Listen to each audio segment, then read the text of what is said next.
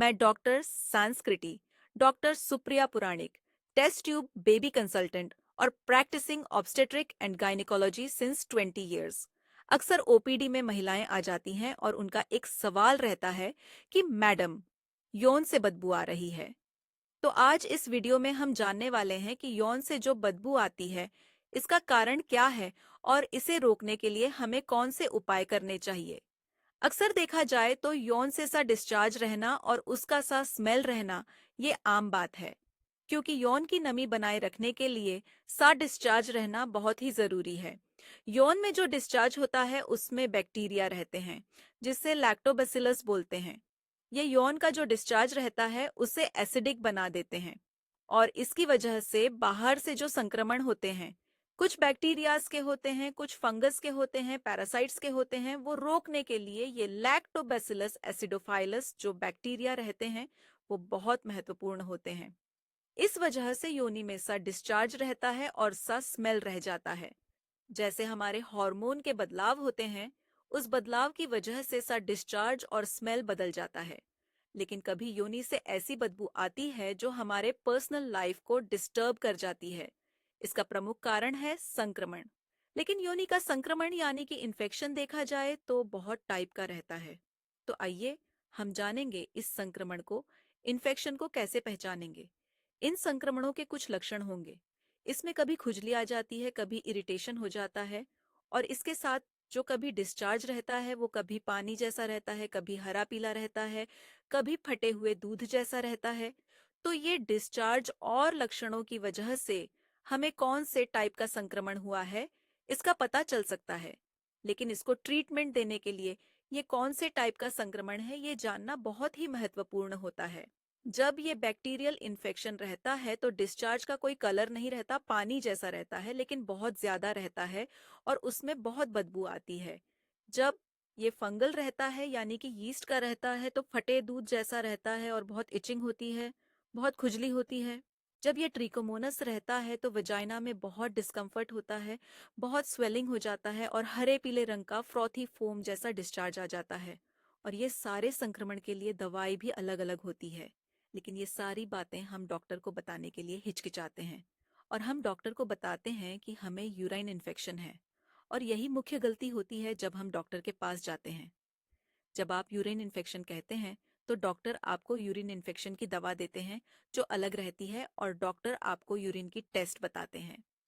इसलिए इस परेशानी के लिए जब आप डॉक्टर के पास जाते हो तो आपको डॉक्टर को क्लियरली बताना है कि आपको होता क्या है, और डॉक्टर को इंटरनल चेकअप की इजाजत दें। नहीं तो ट्रीटमेंट गलत हो सकती है और आपके प्रॉब्लम बढ़ सकते हैं। कभी ये संक्रमण जब अलग किस्म का लगता है तो डॉक्टर आपका डिस्चार्ज जांच के लिए देते हैं। तो आइए हम जानेंगे कि ये संक्रमण होता क्यों है। बहुत बार यौन की स्वच्छता के लिए, हाइजीन के लिए हम बहुत सारे प्रोडक्ट्स यूज करते हैं।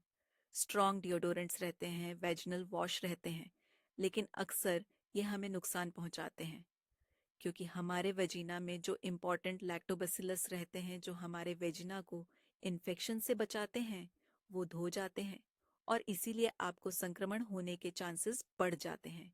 जब कभी हमारा वजन ज्यादा रहता है, हम एक्सरसाइज करते हैं, तो वहां पसीना छूटता है, तो वो पसीना भी लंबी समय तक रहा तो भी संक्रमण के चांसेस होते हैं। इंटरकोर्स के बाद, पेशाब के बाद आपको अच्छी तरह से सादे पानी से धोना है।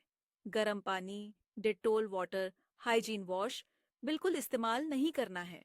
आपको अच्छे टैप वाटर से धोकर अच्छी तरह से सुखाना है। लेकिन जब यौन से बदबू आना शुरू हो जाती है, वो लंबी समय तक रहती है, वॉश से नहीं जाती, तो आपको डॉक्टर के पास जाना है। डॉक्टर आपको एग्जामिन करके आपका कौन से टाइप का संक्रमण है ये ढूंढ लेंगे, और आपको ट्रीटमेंट कर सकते हैं। ये ट्रीटमेंट दो तीन टाइप की हो सकती है। इस ट्रीटमेंट के लिए आपको खाने के लिए दवाइयाँ दी जाएंगी। वो कोर्स आपको कंप्लीट करना है। उसके साथ कभी वैजिनल दवाइयाँ भी दी जाती हैं, जो यौन मार्ग में हमें बहुत अंदर तक रखना है। बहुत बार ऐसा हो जाता है कि हम बाहर ही रखते हैं और वो दवाइयाँ यूजफुल नहीं होती और हमें बहुत इरिटेशन हो जाता है।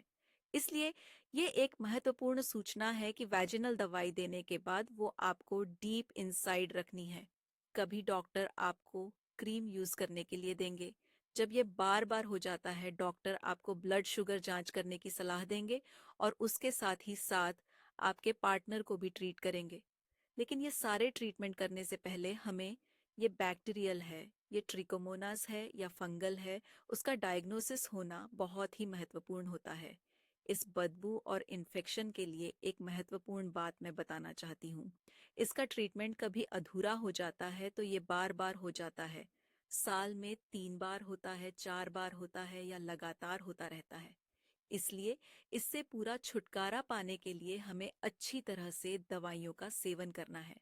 डॉक्टर की इंस्ट्रक्शंस आपको अच्छी तरह से माननी है और हमारे यौन मार्ग के हाइजीन के बारे में, स्वच्छता के बारे में एक्स्ट्रा ध्यान देना है।